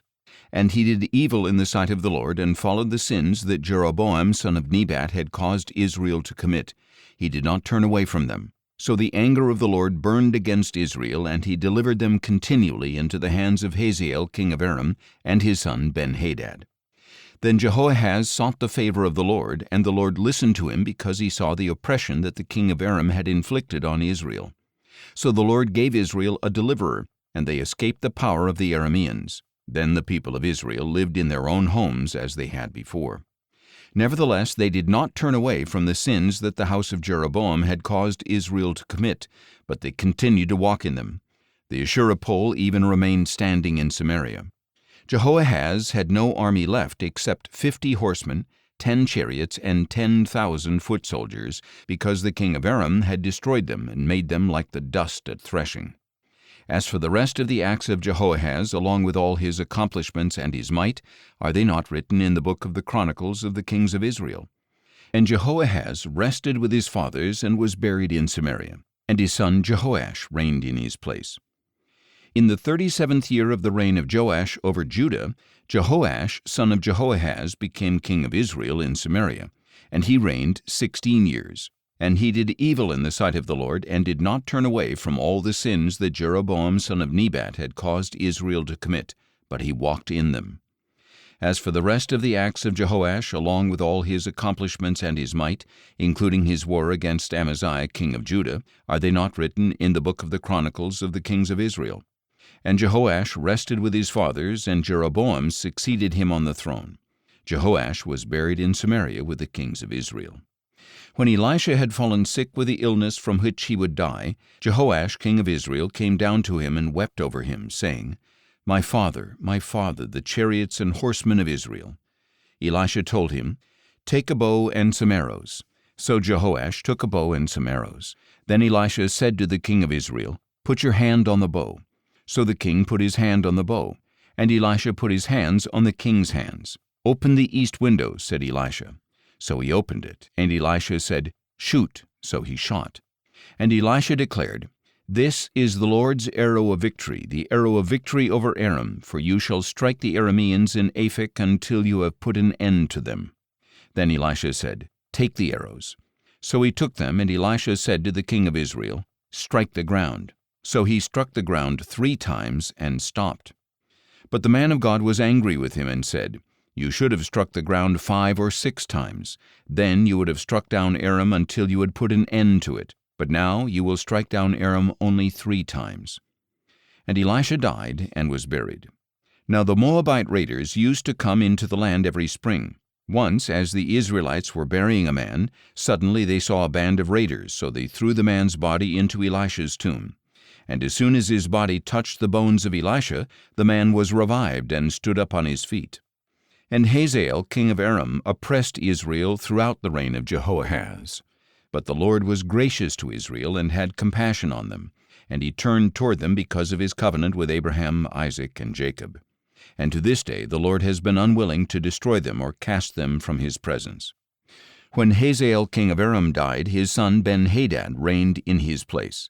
Then Jehoash son of Jehoahaz took back from Ben-Hadad son of Hazael the cities that Hazael had taken in battle from his father Jehoahaz. Jehoash defeated Ben-Hadad 3 times, and so recovered the cities of Israel. 2 Kings chapter 14. In the 2nd year of the reign of Jehoash son of Jehoahaz over Israel, Amaziah son of Joash became king of Judah. He was 25 years old when he became king, and he reigned in Jerusalem 29 years. His mother's name was Jehoaddan. She was from Jerusalem. And he did what was right in the eyes of the Lord, but not as his father David had done. He did everything as his father Joash had done. Nevertheless, the high places were not taken away, and the people continued sacrificing and burning incense on the high places. As soon as the kingdom was firmly in his grasp, Amaziah executed the servants who had murdered his father the king. Yet he did not put the sons of the murderers to death, but acted according to what is written in the book of the law of Moses, where the Lord commanded, "Fathers must not be put to death for their children, and children must not be put to death for their fathers. Each is to die for his own sin." Amaziah struck down 10,000 Edomites in the valley of Salt. He took Selah in battle and called it Joktheel, which is its name to this very day. Then Amaziah sent messengers to the king of Israel, Jehoash, son of Jehoahaz, the son of Jehu. "Come, let us meet face to face," he said. But Jehoash, king of Israel, replied to Amaziah, king of Judah, "A thistle in Lebanon sent a message to a cedar in Lebanon, saying, 'Give your daughter to my son in marriage.' Then a wild beast in Lebanon came along and trampled the thistle. You have indeed defeated Edom, and your heart has become proud. Glory in that, and stay at home. Why should you stir up trouble so that you fall, you and Judah with you?" But Amaziah would not listen, and Jehoash, king of Israel, advanced. He and King Amaziah of Judah faced each other at Beth-Shemesh in Judah. And Judah was routed before Israel, and every man fled to his home. There at Beth-Shemesh, Jehoash, king of Israel, captured Amaziah, king of Judah, the son of Joash, the son of Ahaziah. Then Jehoash went to Jerusalem and broke down the wall of Jerusalem from the Ephraim gate to the corner gate, a section of 400 cubits. He took all the gold and silver and all the articles found in the house of the Lord and in the treasuries of the royal palace, as well as some hostages. Then he returned to Samaria. As for the rest of the acts of Jehoash, along with his accomplishments, his might, and how he waged war against Amaziah king of Judah, are they not written in the book of the Chronicles of the kings of Israel? And Jehoash rested with his fathers and was buried in Samaria with the kings of Israel, and his son Jeroboam reigned in his place. Amaziah son of Joash, king of Judah, lived for 15 years after the death of Jehoash son of Jehoahaz, king of Israel. As for the rest of the acts of Amaziah, are they not written in the book of the Chronicles of the kings of Judah? And conspirators plotted against Amaziah in Jerusalem, and he fled to Lachish. But men were sent after him to Lachish, and they killed him there. They carried him back on horses and buried him in Jerusalem with his fathers in the city of David. Then all the people of Judah took Azariah, who was 16 years old, and made him king in place of his father Amaziah. Azariah was the one who rebuilt Elath and restored it to Judah after King Amaziah rested with his fathers. In the 15th year of the reign of Amaziah, son of Joash, over Judah, Jeroboam, son of Jehoash, became king of Israel, and he reigned in Samaria 41 years. And he did evil in the sight of the Lord, and did not turn away from all the sins that Jeroboam, son of Nebat, had caused Israel to commit. This Jeroboam restored the boundary of Israel from Lebo-Hamath to the sea of the Arabah, according to the word that the Lord, the God of Israel, had spoken through his servant Jonah, son of Amittai, the prophet from Gath-hepher. For the Lord saw that the affliction of the Israelites, both slave and free, was very bitter. There was no one to help Israel. And since the Lord had said that he would not blot out the name of Israel from under heaven, he saved them by the hand of Jeroboam, son of Jehoash. As for the rest of the acts of Jeroboam, along with all his accomplishments and might, and how he waged war and recovered both Damascus and Hamath for Israel from Judah, are they not written in the book of the Chronicles of the kings of Israel? And Jeroboam rested with his fathers, the kings of Israel, and his son Zechariah reigned in his place. 2 Kings chapter 15. In the 27th year of Jeroboam's reign over Israel, Azariah son of Amaziah became king of Judah. He was 16 years old when he became king, and he reigned in Jerusalem 52 years. His mother's name was Jechaliah. She was from Jerusalem. And he did what was right in the eyes of the Lord, just as his father Amaziah had done. Nevertheless, the high places were not taken away. The people continued sacrificing and burning incense there. And the Lord afflicted the king with leprosy until the day he died, so that he lived in a separate house, while his son Jotham had charge of the palace and governed the people of the land. As for the rest of the acts of Azariah, along with all his accomplishments, are they not written in the book of the Chronicles of the kings of Judah? And Azariah rested with his fathers and was buried near them in the city of David, and his son Jotham reigned in his place. In the 38th year of Azariah's reign over Judah, Zechariah son of Jeroboam became king of Israel, and he reigned in Samaria 6 months.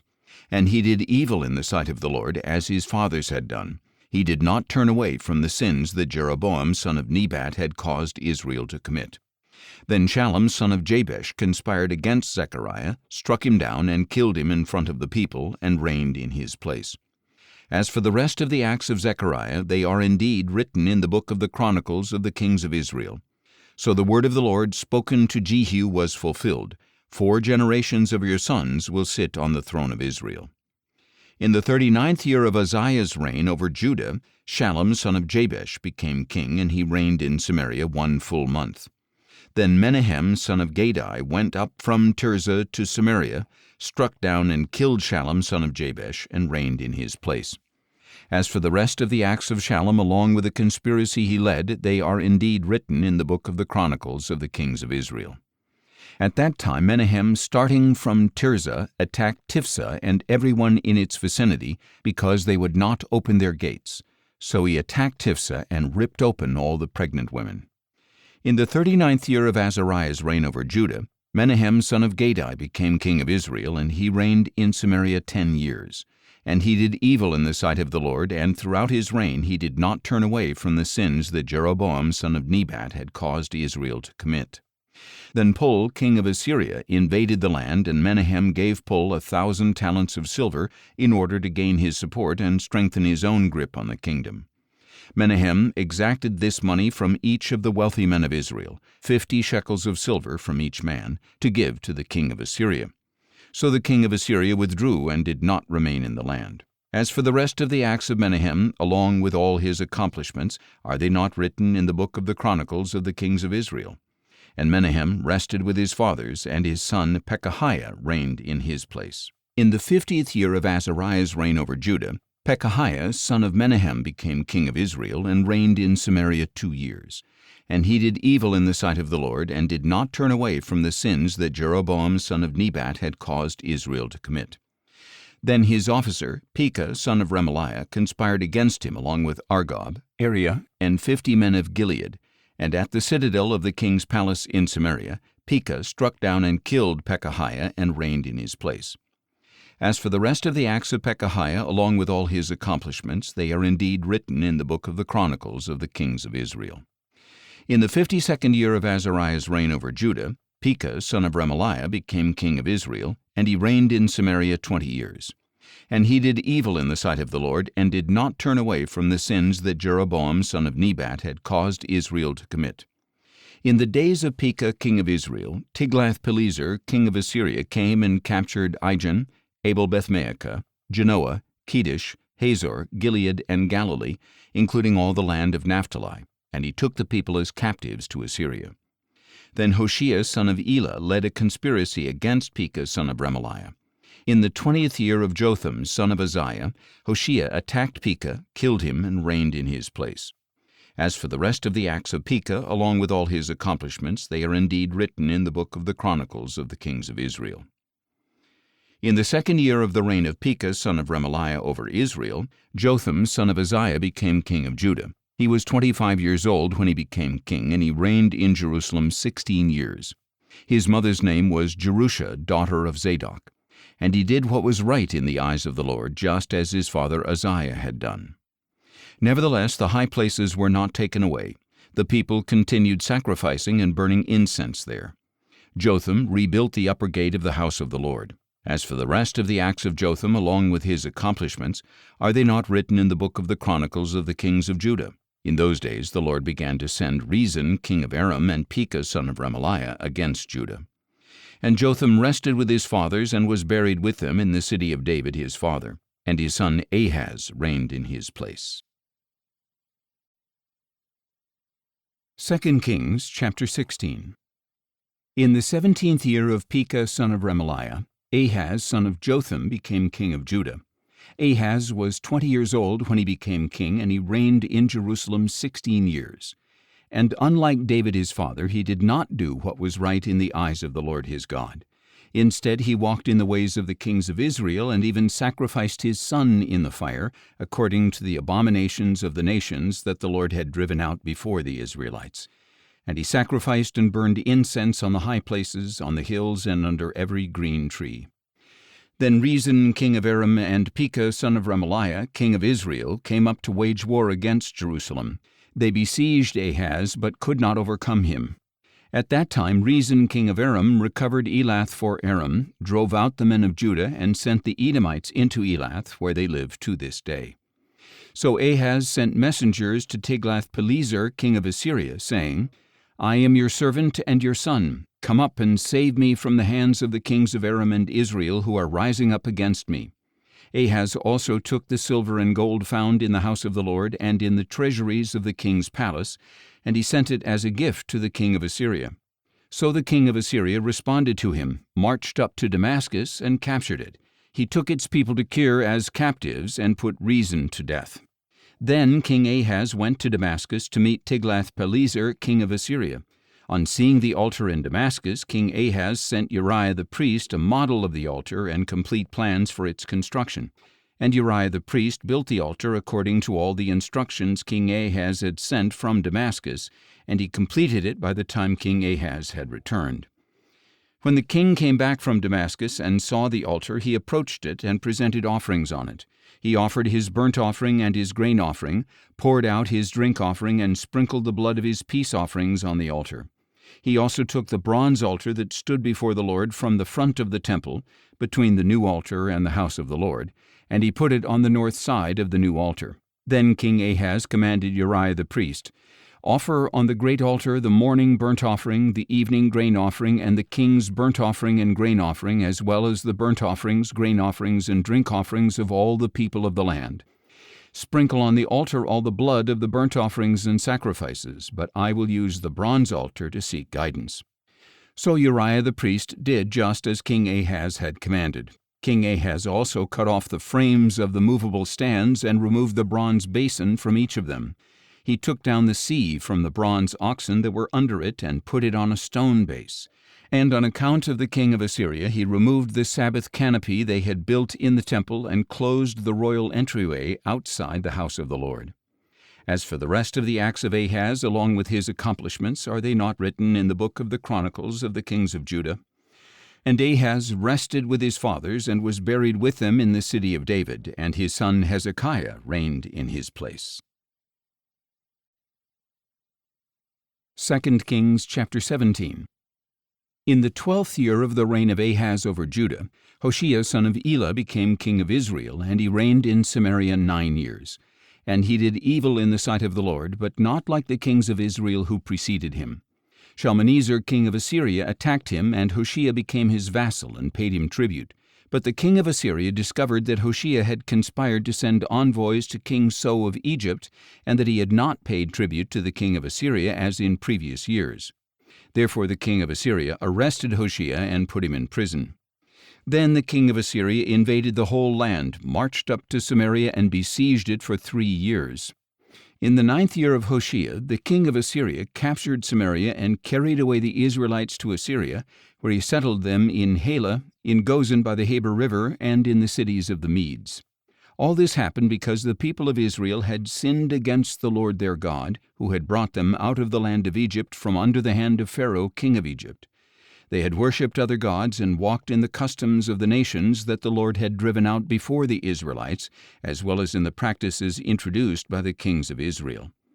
The Israelites secretly did things against the Lord their God that were not right. From watchtower to fortified city they built high places in all their cities. They set up for themselves sacred pillars and Asherah poles on every high hill and under every green tree. They burned incense on all the high places like the nations that the Lord had driven out before them. They did wicked things, provoking the Lord to anger. They served idols, although the Lord had told them, "You shall not do this thing."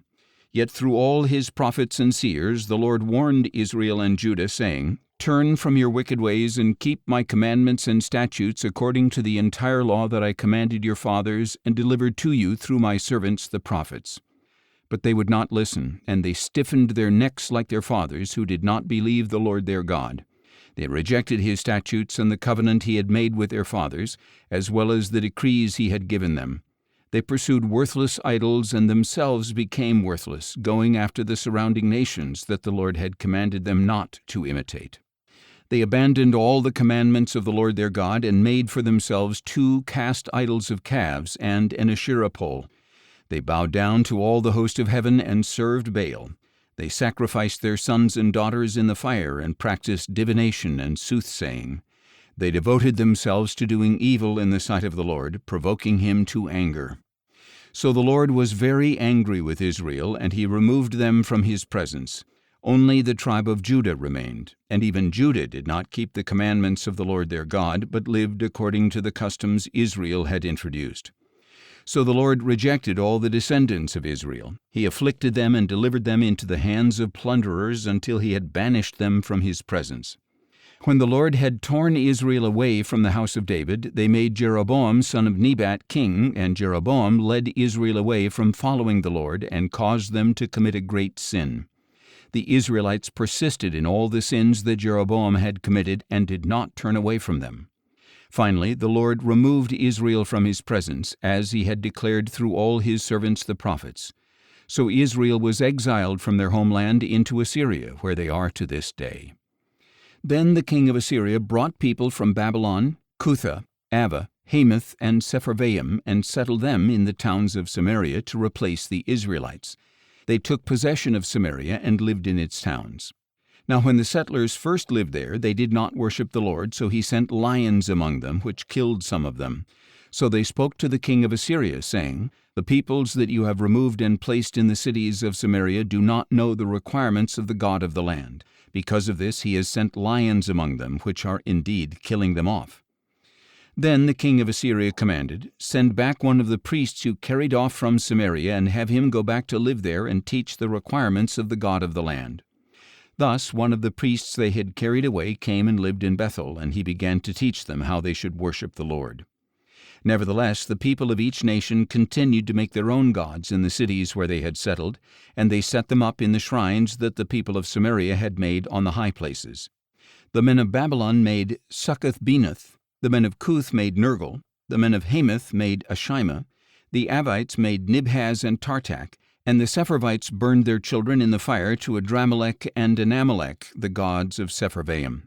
So the new residents worshiped the Lord, but they also appointed for themselves priests of all sorts to serve in the shrines of the high places. They worshiped the Lord, but they also served their own gods according to the customs of the nations from which they had been carried away. To this day they are still practicing their former customs. None of them worship the Lord or observe the statutes, ordinances, laws, and commandments that the Lord gave the descendants of Jacob, whom he named Israel. For the Lord had made a covenant with the Israelites and commanded them, "Do not worship other gods or bow down to them. Do not serve them or sacrifice to them. Instead, worship the Lord who brought you out of the land of Egypt with great power and an outstretched arm. You are to bow down to him and offer sacrifices to him. And you must always be careful to observe the statutes, ordinances, laws, and commandments he wrote for you. Do not worship other gods. Do not forget the covenant I have made with you. Do not worship other gods, but worship the Lord your God, and he will deliver you from the hands of all your enemies." But they would not listen, and they persisted in their former customs.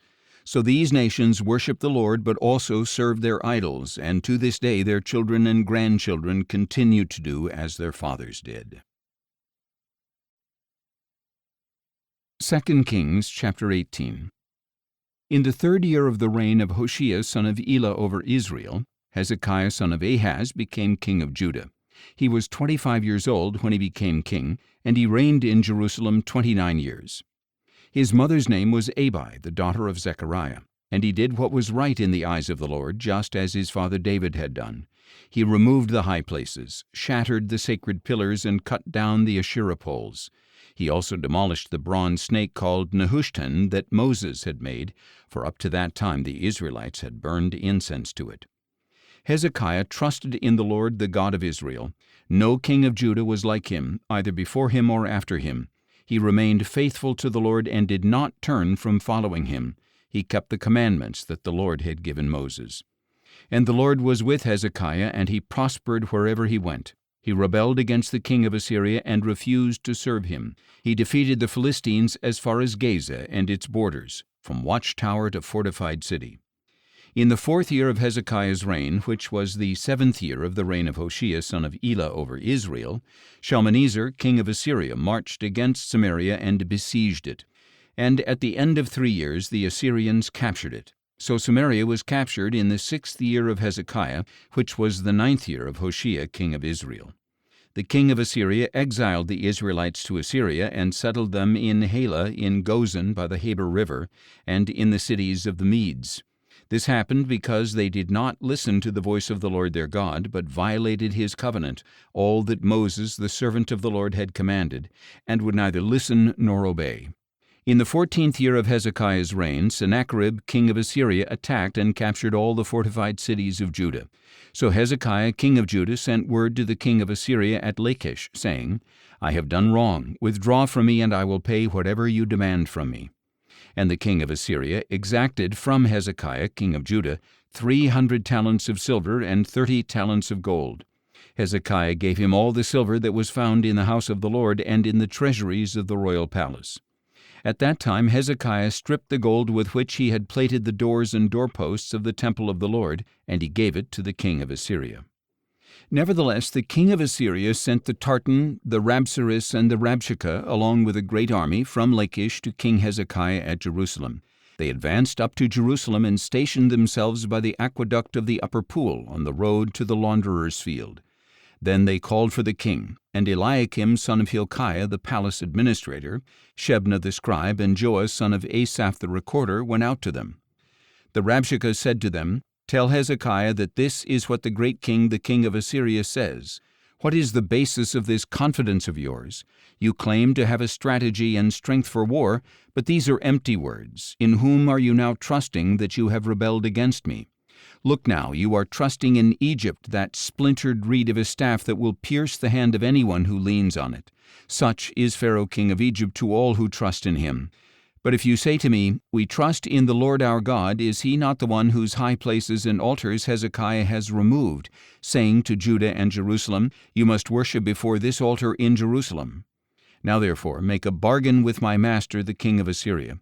I will give you 2,000 horses, if you can put riders on them. For how can you repel a single officer among the least of my master's servants when you depend on Egypt for chariots and horsemen? So now was it apart from the Lord that I have come up against this place to destroy it? The Lord himself said to me, Go up against this land and destroy it. Then Eliakim son of Hilkiah, along with Shebna and Joah, said to the Rabshakeh, Please speak to your servants in Aramaic, since we understand it. Do not speak with us in Hebrew in the hearing of the people on the wall. But the Rabshakeh replied, Has my master sent me to speak these words only to you and your master, and not to the men sitting on the wall who are destined with you to eat their own dung and drink their own urine? Then the Rabshakeh stood and called out loudly in Hebrew, Hear the word of the great king, the king of Assyria. This is what the king says, Do not let Hezekiah deceive you. He cannot deliver you from my hand. Do not let Hezekiah persuade you to trust in the Lord when he says, The Lord will surely deliver us. This city will not be given into the hand of the king of Assyria. Do not listen to Hezekiah, for this is what the king of Assyria says, Make peace with me and come out to me. Then every one of you will eat from his own vine and his own fig tree and drink water from his own cistern, until I come and take you away to a land like your own, a land of grain and new wine, a land of bread and vineyards, a land of olive trees and honey, so that you may live and not die. But do not listen to Hezekiah, for he misleads you when he says, The Lord will deliver us. Has the God of any nation ever delivered his land from the hand of the king of Assyria? Where are the gods of Hamath and Arpad? Where are the gods of Sepharvaim, Hena, and Ivah? Have they delivered Samaria from my hand? Who among all the gods of these lands has delivered his land from my hand? How then can the Lord deliver Jerusalem from my hand? But the people remained silent and did not answer a word, for Hezekiah had commanded, "Do not answer him." Then Hilkiah's son Eliakim, the palace administrator, Shebna the scribe, and Asaph's son Joah the recorder came to Hezekiah with their clothes torn, and they relayed to him the words of the Rabshakeh. 2 Kings chapter 19. On hearing this report, King Hezekiah tore his clothes, put on sackcloth, and entered the house of the Lord. And he sent Eliakim the palace administrator, Shebna the scribe, and the leading priests, all wearing sackcloth, to the prophet Isaiah son of Amoz, to tell him, "This is what Hezekiah says. Today is a day of distress, rebuke, and disgrace. For children have come to the point of birth, but there is no strength to deliver them. Perhaps the Lord your God will hear all the words of the Rabshakeh, whom his master, the king of Assyria, has sent to defy the living God, and he will rebuke him for the words that the Lord your God has heard. Therefore lift up a prayer for the remnant that still survives." So the servants of King Hezekiah went to Isaiah, who replied, "Tell your master that this is what the Lord says. Do not be afraid of the words you have heard, with which the servants of the king of Assyria have blasphemed me. Behold, I will put a spirit in him so that he will hear a rumor and return to his own land, where I will cause him to fall by the sword." When the Rabshakeh heard that the king of Assyria had left Lachish, he withdrew and found the king fighting against Libnah. Now Sennacherib had been warned about Tirhakah king of Cush. "Look, he has set out to fight against you." So Sennacherib again sent messengers to Hezekiah, saying, "Give this message to Hezekiah king of Judah. Do not let your God in whom you trust deceive you by saying that Jerusalem will not be delivered into the hand of the king of Assyria. Surely you have heard what the kings of Assyria have done to all the other countries, devoting them to destruction. Will you then be spared? Did the gods of the nations destroyed by my fathers rescue those nations, the gods of Gozan, Haran, and Rezeph, and of the people of Eden in Telasar? Where are the kings of Hamath, Arpad, Sepharvaim, Hena, and Ivah?" So Hezekiah received the letter from the messengers, read it, and went up to the house of the Lord and spread it out before the Lord. And Hezekiah prayed before the Lord, "O Lord, God of Israel, enthroned between the cherubim, you alone are God over all the kingdoms of the earth. You made the heavens and the earth. Incline your ear, O Lord, and hear. Open your eyes, O Lord, and see. Listen to the words that Sennacherib has sent to defy the living God. Truly, O Lord, the kings of Assyria have laid waste these nations and their lands. They have cast their gods into the fire and destroyed them, for they were not gods, but only wood and stone, the work of human hands. And now, O Lord our God, please save us from his hand, so that all the kingdoms of the earth may know that you alone, O Lord, are God." Then Isaiah, son of Amoz, sent a message to Hezekiah. "This is what the Lord, the God of Israel, says. I have heard your prayer concerning Sennacherib, king of Assyria. This is the word that the Lord has spoken against him. The virgin daughter of Zion despises you and mocks you. The daughter of Jerusalem shakes her head behind you. Whom have you taunted and blasphemed? Against whom have you raised your voice and lifted your eyes in pride? Against the Holy One of Israel. Through your servants you have taunted the Lord, and you have said, 'With my many chariots I have ascended to the heights of the mountains, to the remote peaks of Lebanon. I have cut down its tallest cedars, the finest of its cypresses. I have reached its farthest outposts, the densest of its forests. I have dug wells and drunk foreign waters. With the soles of my feet I have dried up all the streams of Egypt. Have you not heard? Long ago I ordained it. In days of old I planned it. Now I have brought it to pass that you should crush fortified cities into piles of rubble. Therefore their inhabitants, devoid of power, are dismayed and ashamed. They are like plants in the field, tender green shoots, grass on the rooftops, scorched before it is grown. But I know your sitting down, your going out and coming in, and your raging against me. Because your rage and arrogance against me have reached my ears, I will put my hook in your nose and my bit in your mouth. I will send you back the way you came. And this will be a sign to you, O Hezekiah. This year you will eat what grows on its own, and in the second year what springs from the same. But in the third year you will sow and reap, you will plant vineyards and eat their fruit. And the surviving remnant of the house of Judah will again take root below and bear fruit above. For a remnant will go forth from Jerusalem, and survivors from Mount Zion. The zeal of the Lord of hosts will accomplish this. So this is what the Lord says about the king of Assyria. He will not enter this city or shoot an arrow into it. He will not come before it with a shield or build up a siege ramp against it. He will go back the way he came, and he will not enter this city, declares the Lord. I will defend this city and save it for my own sake and for the sake of my servant David. And that very night the angel of the Lord went out and struck down 185,000 men in the camp of the Assyrians. When the people got up the next morning, there were all the dead bodies. So Sennacherib, king of Assyria, broke camp and withdrew. He returned to Nineveh and stayed there. One day, while he was worshipping in the temple of his god Nisroch, his sons Adramelech and Sharezer put him to the sword and escaped to the land of Ararat. And his son Esarhaddon reigned in his place. 2 Kings chapter 20.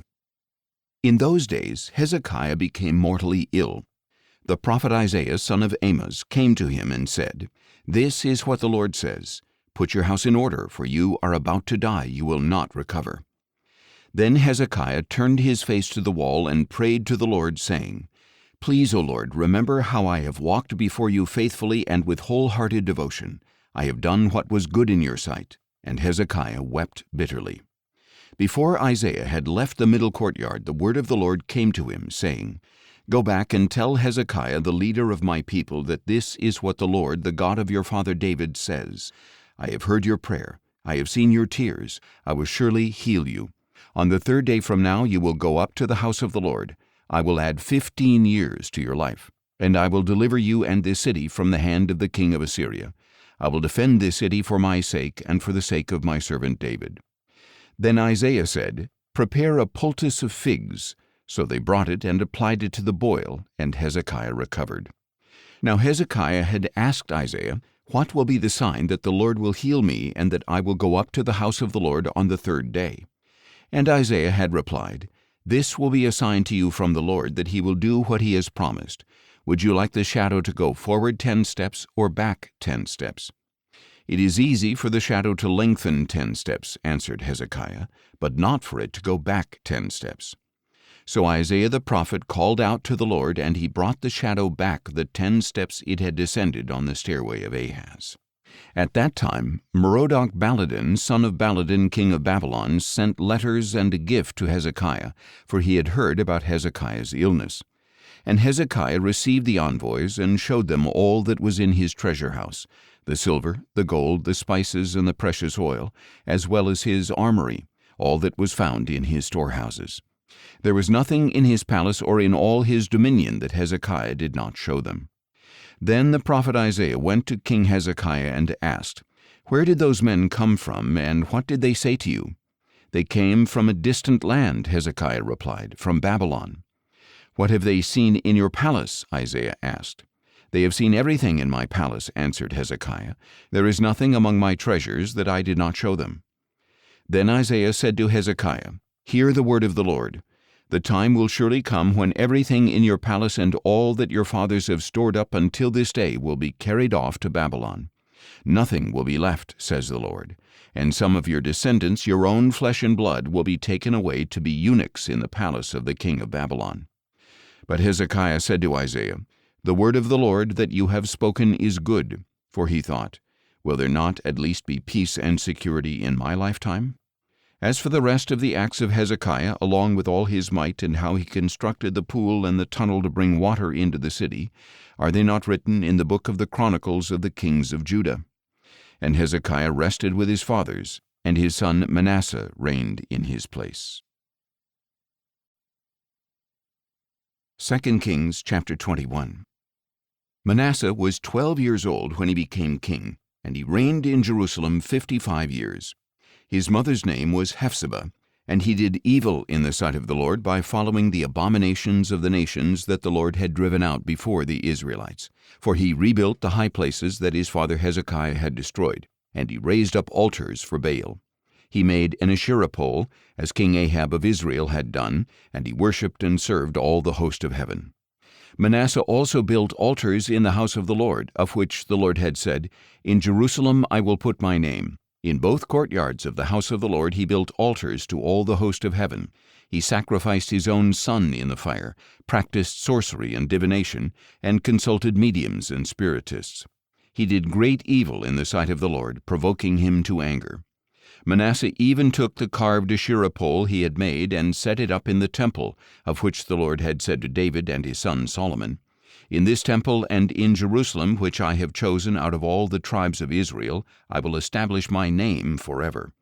I will never again cause the feet of the Israelites to wander from the land that I gave to their fathers, if only they are careful to do all that I have commanded them, the whole law that my servant Moses commanded them. But the people did not listen, and Manasseh led them astray, so that they did greater evil than the nations that the Lord had destroyed before the Israelites. And the Lord spoke through his servants the prophets, saying, Since Manasseh king of Judah has committed all these abominations, acting more wickedly than the Amorites who preceded him, and with his idols has caused Judah to sin, this is what the Lord, the God of Israel, says. Behold, I am bringing such calamity upon Jerusalem and Judah that the news will reverberate in the ears of all who hear it. I will stretch out over Jerusalem the measuring line used against Samaria and the plumb line used against the house of Ahab, and I will wipe out Jerusalem as one wipes out a bowl, wiping it and turning it upside down. So I will forsake the remnant of my inheritance and deliver them into the hands of their enemies. And they will become plunder and spoil to all their enemies, because they have done evil in my sight and have provoked me to anger from the day their fathers came out of Egypt until this day. Moreover, Manasseh shed so much innocent blood that he filled Jerusalem from end to end, in addition to the sin that he had caused Judah to commit, doing evil in the sight of the Lord. As for the rest of the acts of Manasseh, along with all his accomplishments and the sin that he committed, are they not written in the book of the Chronicles of the kings of Judah? And Manasseh rested with his fathers and was buried in his palace garden, the garden of Uzzah, and his son Ammon reigned in his place. Ammon was 22 years old when he became king, and he reigned in Jerusalem 2 years. His mother's name was Meshullemeth, daughter of Heres. She was from Jotbah. And he did evil in the sight of the Lord, as his father Manasseh had done. He walked in all the ways of his father, and he served and worshipped the idols his father had served. He abandoned the Lord, the God of his fathers, and did not walk in the way of the Lord. Then the servants of Ammon conspired against him and killed the king in his palace. But the people of the land killed all those who had conspired against King Ammon, and they made his son Josiah king in his place. As for the rest of the acts of Ammon, along with his accomplishments, are they not written in the book of the Chronicles of the kings of Judah? And he was buried in his tomb in the garden of Uzzah, and his son Josiah reigned in his place. 2 Kings chapter 22. Josiah was 8 years old when he became king, and he reigned in Jerusalem 31 years. His mother's name was Jedidah, daughter of Adaiah. She was from Bozkath. And he did what was right in the eyes of the Lord, and walked in all the ways of his father David. He did not turn aside to the right or to the left. Now in the 18th year of his reign, King Josiah sent the scribe Shaphan, son of Azaliah, the son of Meshullam, to the house of the Lord, saying, Go up to Hilkiah the high priest, and have him count the money that has been brought into the house of the Lord, which the doorkeepers have collected from the people. And let them deliver it into the hands of the supervisors of those doing the work on the house of the Lord, who in turn are to give it to the workmen repairing the damages to the house of the Lord, to the carpenters, builders, and masons, to buy timber and dressed stone to repair the temple. But they need not account for the money put into their hands, since they are working with integrity. Then Hilkiah the high priest said to Shaphan the scribe, I have found the book of the law in the house of the Lord. And he gave it to Shaphan, who read it. And Shaphan the scribe went to the king and reported, Your servants have paid out the money that was found in the temple, and have put it into the hands of the workers and supervisors of the house of the Lord. Moreover, Shaphan the scribe told the king, "Hilkiah the priest has given me a book." And Shaphan read it in the presence of the king. When the king heard the words of the book of the law, he tore his clothes, and commanded Hilkiah the priest, Ahikam son of Shaphan, Achbor son of Micaiah, Shaphan the scribe, and Azariah the servant of the king, "Go and inquire of the Lord for me, for the people, and for all Judah concerning the words in this book that has been found. For great is the wrath of the Lord that burns against us, because our fathers have not obeyed the words of this book by doing all that is written about us." So Hilkiah the priest, Ahikam, Achbor, Shaphan, and Azariah went and spoke to Huldah the prophetess, the wife of Shallum, son of Tikvah, the son of Harhas, the keeper of the wardrobe. She lived in Jerusalem in the 2nd district. And Huldah said to them, "This is what the Lord, the God of Israel, says. Tell the man who sent you that this is what the Lord says. I am about to bring calamity on this place and on its people, according to all the words of the book that the king of Judah has read, because they have forsaken me and burned incense to other gods, that they might provoke me to anger with all the works of their hands. My wrath will be kindled against this place and will not be quenched. But as for the king of Judah who sent you to inquire of the Lord, tell him that this is what the Lord, the God of Israel, says. As for the words that you heard, because your heart was tender and you humbled yourself before the Lord when you heard what I spoke against this place and against its people, that they would become a desolation and a curse, and because you have torn your clothes and wept before me, I have heard you, declares the Lord. Therefore I will indeed gather you to your fathers, and you will be gathered to your grave in peace.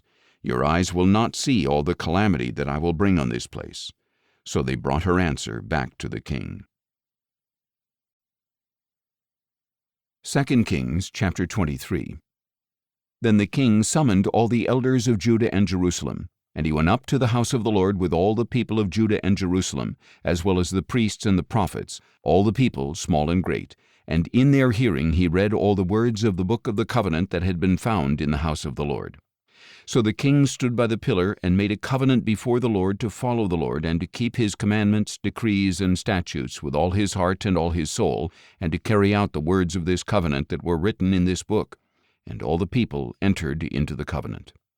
Then the king commanded Hilkiah the high priest, the priests second in rank, and the doorkeepers to remove from the temple of the Lord all the articles made for Baal, Asherah, and all the host of heaven. And he burned them outside Jerusalem in the fields of Kidron, and carried their ashes to Bethel. Josiah also did away with the idolatrous priests ordained by the kings of Judah to burn incense on the high places of the cities of Judah and in the places all around Jerusalem, those who had burned incense to Baal, to the sun and moon, to the constellations, and to all the host of heaven. He brought the Asherah pole from the house of the Lord to the Kidron valley outside Jerusalem, and there he burned it, ground it to powder, and threw its dust on the graves of the common people. He also tore down the quarters of the male shrine prostitutes that were in the house of the Lord, where the women had woven tapestries for Asherah. Then Josiah brought all the priests from the cities of Judah and desecrated the high places from Geba to Beersheba, where the priests had burned incense. He tore down the high places of the gates at the entrance of the gate of Joshua, the governor of the city, which was to the left of the city gate. Although the priests of the high places did not come up to the altar of the Lord in Jerusalem, they ate unleavened bread with their fellow priests. He also desecrated Topheth in the valley of Ben Hinnom, so that no one could sacrifice his son or daughter in the fire to Molech. And he removed from the entrance to the house of the Lord the horses that the kings of Judah had dedicated to the sun. They were in the court near the chamber of an official named Nathan-Melech, and Josiah burned up the chariots of the sun. He pulled down the altars that the kings of Judah had set up on the roof near the upper chambers of Ahaz, and the altars that Manasseh had set up in the 2 courtyards of the house of the Lord. The king pulverized them there and threw their dust into the Kidron valley.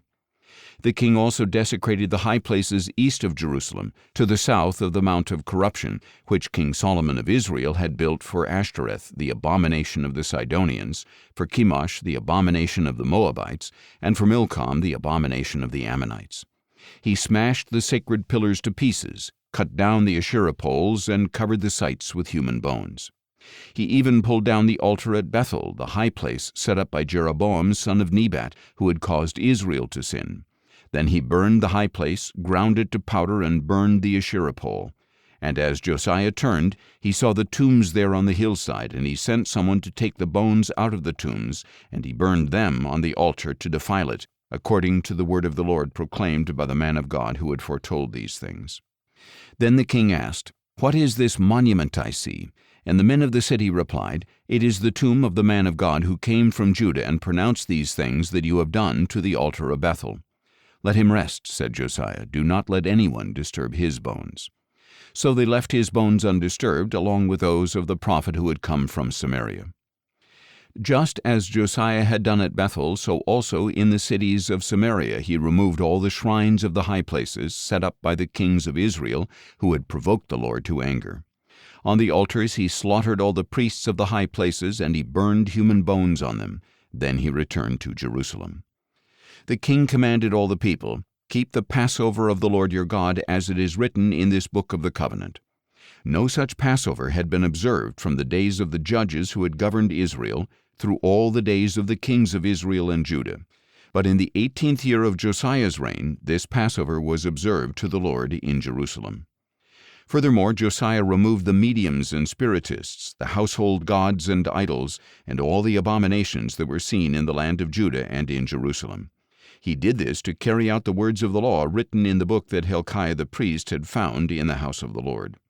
Neither before nor after Josiah was there any king like him, who turned to the Lord with all his heart and with all his soul and with all his strength, according to all the law of Moses. Nevertheless, the Lord did not turn away from the fury of his burning anger, which was kindled against Judah because of all that Manasseh had done to provoke him to anger. For the Lord had said, "I will remove Judah from my sight, just as I removed Israel. I will reject this city Jerusalem, which I chose, and the temple of which I said, My name shall be there." As for the rest of the acts of Josiah, along with all his accomplishments, are they not written in the book of the Chronicles of the kings of Judah? At the end of Josiah's reign, Pharaoh Necho, king of Egypt, marched up to help the king of Assyria at the Euphrates River. King Josiah went out to confront him, but Necho faced him and killed him at Megiddo. From Megiddo his servants carried his body in a chariot, brought him to Jerusalem, and buried him in his own tomb. Then the people of the land took Jehoahaz, son of Josiah, anointed him, and made him king in place of his father.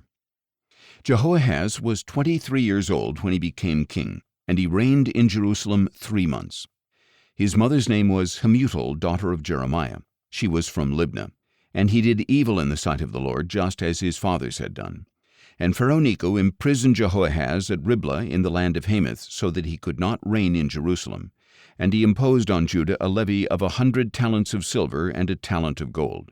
Then Pharaoh Necho made Eliakim son of Josiah king in place of his father Josiah, and he changed Eliakim's name to Jehoiakim.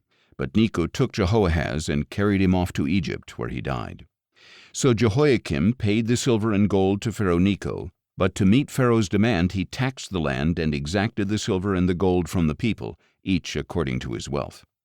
Jehoiakim was 25 years old when he became king, and he reigned in Jerusalem 11 years. His mother's name was Zebidah, daughter of Pedaiah. She was from Rumah.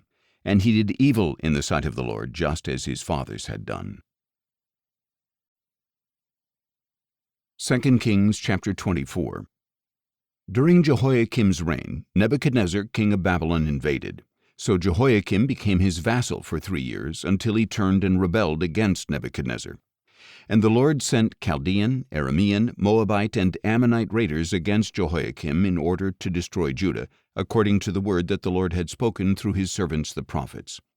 Surely this happened to Judah at the Lord's command, to remove them from his presence because of the sins of Manasseh and all that he had done, and also for the innocent blood he had shed, for he had filled Jerusalem with innocent blood, and the Lord was unwilling to forgive. As for the rest of the acts of Jehoiakim, along with all his accomplishments, are they not written in the book of the Chronicles of the kings of Judah? And Jehoiakim rested with his fathers, and his son Jehoiakim reigned in his place. Now the king of Egypt did not march out of his land again, because the king of Babylon had taken all his territory from the brook of Egypt to the Euphrates River. Jehoiakim was 18 years old when he became king, and he reigned in Jerusalem 3 months. His mother's name was Nehushta, daughter of Elnathan. She was from Jerusalem. And he did evil in the sight of the Lord, just as his father had done. At that time the servants of Nebuchadnezzar, king of Babylon, marched up to Jerusalem, and the city came under siege. And Nebuchadnezzar, king of Babylon, came to the city while his servants were besieging it. Jehoiakim, king of Judah, his mother, his servants, his commanders, and his officials all surrendered to the king of Babylon. So in the 8th year of his reign the king of Babylon took him captive. As the Lord had declared, Nebuchadnezzar also carried off all the treasures from the house of the Lord and the royal palace, and he cut into pieces all the gold articles that Solomon king of Israel had made in the temple of the Lord. He carried into exile all Jerusalem, all the commanders and mighty men of valor, all the craftsmen and metalsmiths, 10,000 captives in all. Only the poorest people of the land remained. Nebuchadnezzar carried away Jehoiakim to Babylon, as well as the king's mother, his wives, his officials, and the leading men of the land. He took them into exile from Jerusalem to Babylon. The king of Babylon also brought into exile to Babylon all 7,000 men of valor and 1,000 craftsmen and metalsmiths, all strong and fit for battle. Then the king of Babylon made Mattaniah, Jehoiakim's uncle, king in his place, and changed his name to Zedekiah. Zedekiah was 21 years old when he became king, and he reigned in Jerusalem 11 years. His mother's name was Hamutal, daughter of Jeremiah. She was from Libnah. And Zedekiah did evil in the sight of the Lord, just as Jehoiakim had done. For because of the anger of the Lord, all this happened in Jerusalem and Judah, until he finally banished them from his presence. And Zedekiah also rebelled against the king of Babylon. 2 Kings chapter 25. So in the 9th year of Zedekiah's reign, on the 10th day of the 10th month, Nebuchadnezzar, king of Babylon, marched against Jerusalem with his entire army. They encamped outside the city and built a siege wall all around it. And the city was kept under siege until King Zedekiah's 11th year. By the 9th day of the 4th month, the famine in the city was so severe that the people of the land had no food. Then the city was breached, and though the Chaldeans had surrounded the city, all the men of war fled by night by way of the gate between the two walls near the king's garden. They headed toward the Arabah, but the army of the Chaldeans pursued the king and overtook him in the plains of Jericho, and all his army was separated from him. The Chaldeans seized the king and brought him up to the king of Babylon at Riblah, where he pronounced judgment on him. And they slaughtered the sons of Zedekiah before his eyes. Then they put out his eyes, bound him with bronze shackles, and took him to Babylon. On the 7th day of the 5th month, in the 19th year of Nebuchadnezzar's reign over Babylon, Nebuzaradan, captain of the guard, a servant of the king of Babylon, entered Jerusalem. He burned down the house of the Lord, the royal palace, and all the houses of Jerusalem, every significant building. And the whole army of the Chaldeans under the captain of the guard broke down the walls around Jerusalem. Then Nebuzaradan, captain of the guard, carried into exile the people who remained in the city, along with the deserters who had defected to the king of Babylon and the rest of the population. But the captain of the guard left behind some of the poorest of the land to tend the vineyards and fields. Moreover, the Chaldeans broke up the bronze pillars and stands and the bronze sea in the house of the Lord, and they carried the bronze to Babylon. They also took away the pots, shovels, wick trimmers, dishes, and all the articles of bronze used in the temple service.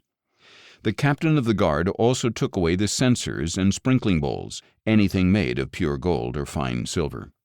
As for the 2 pillars, the sea, and the movable stands that Solomon had made for the house of the Lord, the weight of the bronze from all these articles was beyond measure. Each pillar was 18 cubits tall. The bronze capital atop one pillar was 3 cubits high, with a network of bronze pomegranates all around. The second pillar with its network was similar.